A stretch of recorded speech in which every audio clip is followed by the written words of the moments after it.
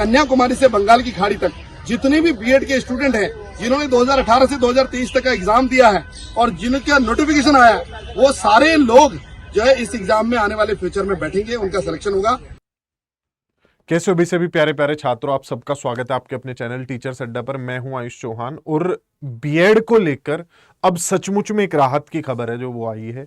बीच में कुछ आसाम वाली खबरें आई थी, मैंने उसके बारे में इन्फॉर्म भी किया था कि वो सही न्यूज़ नहीं है। कैबिनेट मीटिंग में ऐसे किसी भी सुप्रीम कोर्ट के निर्णय को पलटा नहीं जा सकता है। तो अब जो कानूनी चीज है वो कानूनी तरीके से ही सही हो सकती है और कानून दो ही तरीके से बनते हैं, तो सुप्रीम कोर्ट बना दे या फिर अध्यादेश लाकर सरकार बना दे।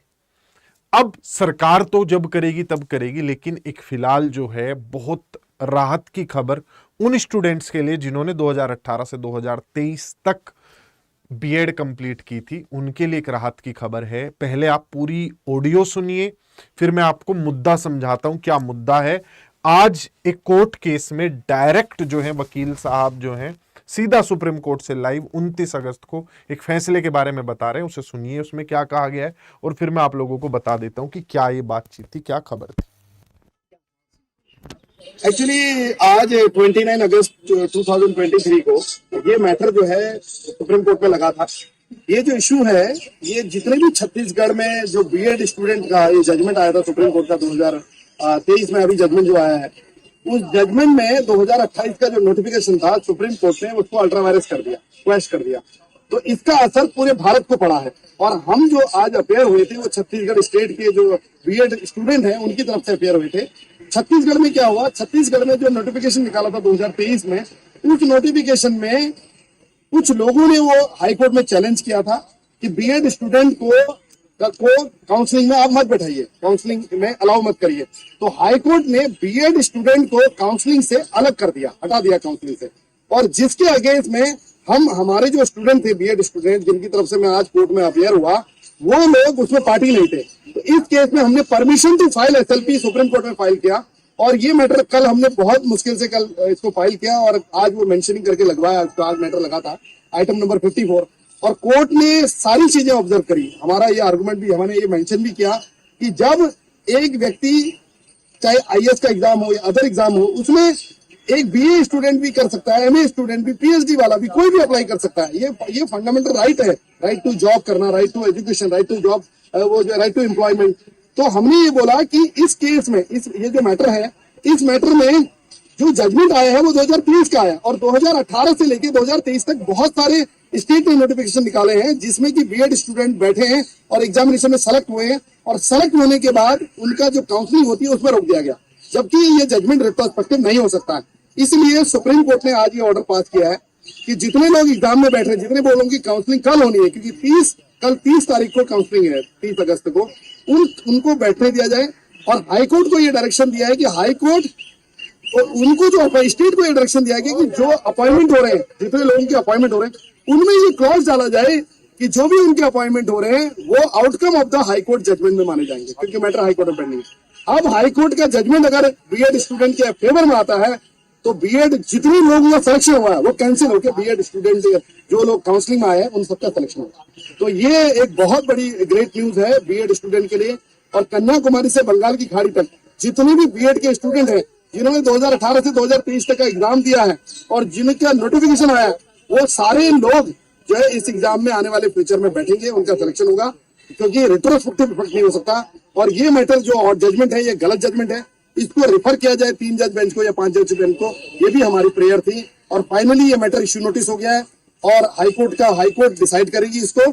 और जो अपॉइंटमेंट होगा उसमें ये क्लॉज डाल दिया जाएगा कि आपका अपॉइंटमेंट जो किया जा रहा है वो अपॉइंटमेंट एक टेम्पररी अपॉइंटमेंट किया जा रहा है जब तक कि हाईकोर्ट का जजमेंट नहीं आ जाता। और ऑलरेडी जो हमारे स्टूडेंट, हम क्योंकि पिटिशनर थे नहीं, वहां रिस्पॉन्डेंट नहीं थे, तो हमें स्टेट को जो पिटिशनर थे उनको ही डायरेक्शन दे दिया गया कि जितने भी रिस्पॉन्डेंट यहाँ पर हैं उनको पार्टी बनाया जाए। तो ये भारत के जितने बीएड स्टूडेंट हैं 2018 से लेकर 2023 तक का, उनके लिए बहुत बड़ी ग्रेट न्यूज। तो जैसा कि अभी आपने सुना भी और उम्मीद है कि समझ गए होंगे, लेकिन नहीं समझे हो तो मैं थोड़ा सा एक बार फटाफट आपको ब्रीफ बता देता हूं क्या है। छत्तीसगढ़ में फॉर्म निकले थे, वो भरे थे लोगों ने, पीआरटी वाले 2018 से पहले हो बाद वाले हो सब लोग एलिजिबल होते थे, उसमें लोगों ने फॉर्म भरा, अब काउंसलिंग होनी थी और बीएड वालों को उसमें अलाउ किया गया था क्योंकि नोटिफिकेशन पुराना था। अब जो बच्चे डिप्लोमा वाले थे वो उस चीज को लेकर हाई कोर्ट गए वहां पर और उन्होंने कहा कि बीएड वालों को बाहर किया जाए क्योंकि सुप्रीम कोर्ट का आदेश आ चुका है कि बीएड पीआरटी के लिए एलिजिबल नहीं है।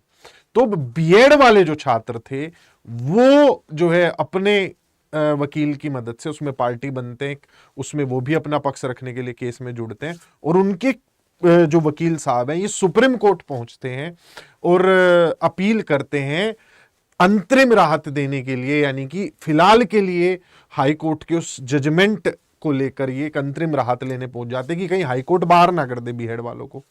तो सुप्रीम कोर्ट के सामने जब इन्होंने अपनी बात रखी कि 2018 से 2023 में जिन लोगों ने एक सरकारी आदेश को पढ़कर बीएड की है उन्हें तो बाहर नहीं करना चाहिए, यानी जो आपका फैसला है वो सर्वमान्य है। मान लेते हैं कि बीएड प्राइमरी में अब एलिजिबल नहीं होगा, लेकिन 2018 से 2023 तक जब सुप्रीम कोर्ट ने उस आदेश को रद्द किया और जब वो आदेश आया था उस बीच में जिसने बीएड कर ली है उसके साथ तो ये नाइंसाफी हो जाएगी।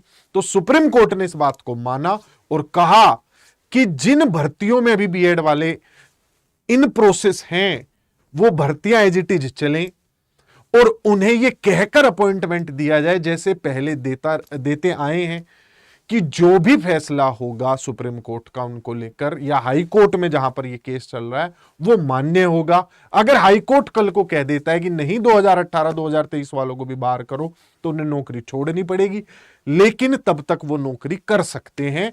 उन्हें यह कहकर अपॉइंटमेंट दिया जाए कि इस बात को लेकर हाई कोर्ट में केस चल रहा है। अब इससे क्या मायने निकलते हैं? इसके दो सीधे सीधे मायने निकलते हैं। एक, जो नोटिफिकेशन चल रहे हैं और उनमें बीएड एलिजिबल है वो एज इट इज चलते रहेंगे, उनमें कोई बदलाव नहीं आएगा। और जो 2018 से 2023 तक जिन लोगों ने बीएड की है उनको लेकर अब कोर्ट केस चलेंगे। हाई कोर्ट में ये केस छत्तीसगढ़ में ये पहले से लग रहा है, रांची हाई कोर्ट में ये केस है जहां पर इस पर बहस चल रही है। अन्य हाई कोर्टों में भी बहस चलेगी और सुप्रीम कोर्ट भी इस बहस का केंद्र बनेगा। वकील साहब ने भी इस चीज को रेफर किया कि आपके जजमेंट को रिव्यू किया जाए, सुप्रीम कोर्ट के जजमेंट को 2 जजेस की बेंच से 3 जजेस की बेंच या 5 जजेस की बेंच को इसे रेफर किया जाए, जहां पर यह निर्णय लिया जाए कि जिन्होंने 2018 से 2023 के दौरान कर लिया था उन्हें कम से कम इसमें राहत मिलनी चाहिए, क्योंकि वो आपकी गलती थी, एक गलत आदेश आपने पारित किया और कम से कम उन छात्रों को इसमें राहत मिलनी चाहिए। जो कि एक शिक्षक पूरे समुदाय की भी हमारी यही मांग थी कि बीएड एलिजिबल रहे या ना रहे वो देखो न्याय का विषय है, लेकिन जिन्होंने एक सरकारी आदेश मानकर बीएड कर ली है उन लोगों के फेवर में मैं भी हूं, हर आदमी है, बीटीसी वाले भी उनके फेवर में हैं कि अगर किसी बच्चे ने 2018 से 2023 के दौरान एक सरकारी आदेश को मानकर बीएड की है उसके तो अगेंस्ट कोई नहीं जाएगा। ठीक है, तो ये थी एक बड़ी राहत की खबर और उम्मीद करते हैं कि अब ये फैसला लागू होगा बिहार शिक्षक भर्ती में, केवीएस की वैकेंसीज में, और वहां पर इन बच्चों को जिन्होंने 2018 से 2023 तक किया है उन्हें काफी लाभ इससे मिलेगा। तो अगली किसी पक्की खबर तक के लिए बाय बाय। वीडियो को लाइक कीजिए और इधर उधर की अफवाहों से बचिए।